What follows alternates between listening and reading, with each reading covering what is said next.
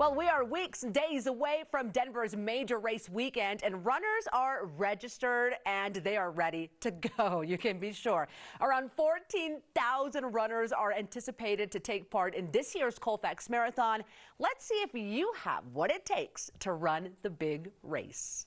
Well, today we have marathon runner Patrick Rizzo and running coach Amy Duba joining us. Patrick, I want to start with you because you're running the full marathon this year. It's so impressive. I'm just in awe of you guys. What do your days look like right now when you're training? Right now, we're still enough out that I'm really in a base phase.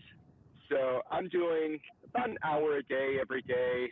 I'll sprinkle in a long run one day on the weekend. With work, normal person life these days.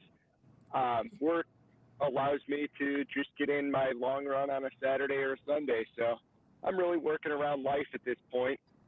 I haven't started doing any sort of hard quality workout yet at this point. That should start probably in another 3 to 4 weeks.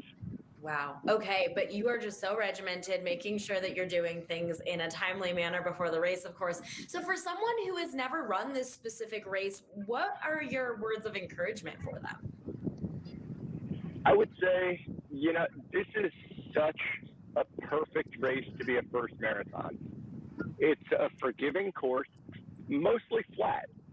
The biggest things I would say are, number one, what you tell yourself becomes a reality out there on the course. So be positive. Embrace those bad feelings that will inevitably come at some point in the race. And really practice that in training, too, of just getting yourself into a more positive feel every time you feel that fatigue set in.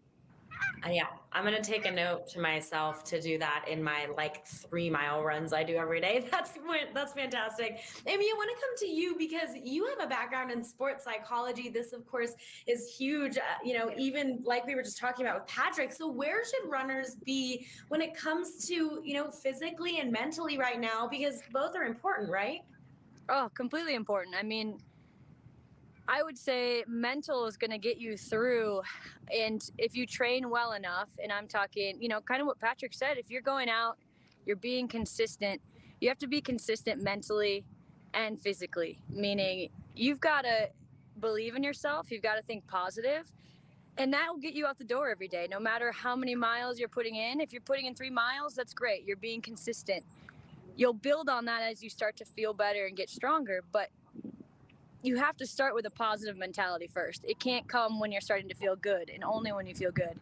You're going to have hard days. So you're going to have to really, really force yourself to smile when it hurts, to smile when you're tired, to get up, have a mantra. There's a lot to say about the mental side of running. It is primarily mental, and that's what's going to get you through majority of your training and the race. Yeah, I'm sure. And I really like that really our minds can help us when it comes to, what our body is doing physically. So let's talk about training in general and, when we should start. Is now the time to start training for a full marathon, or do we choose another race at this point? Is it kind of too late at this point?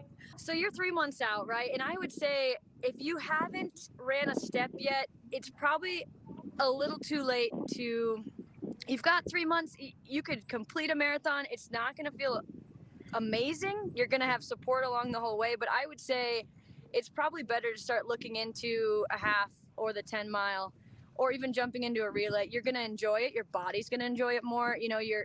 When you try and cram in training in 12 weeks, it seems like a lot, but injury is a huge factor of trying to cram in training, and training for a marathon is a commitment. And we look at more like 4 to 5 months of consistent running, or just that running. And Patrick saying he's still in that base building phase, and that's really important. Yeah. And so, I would try.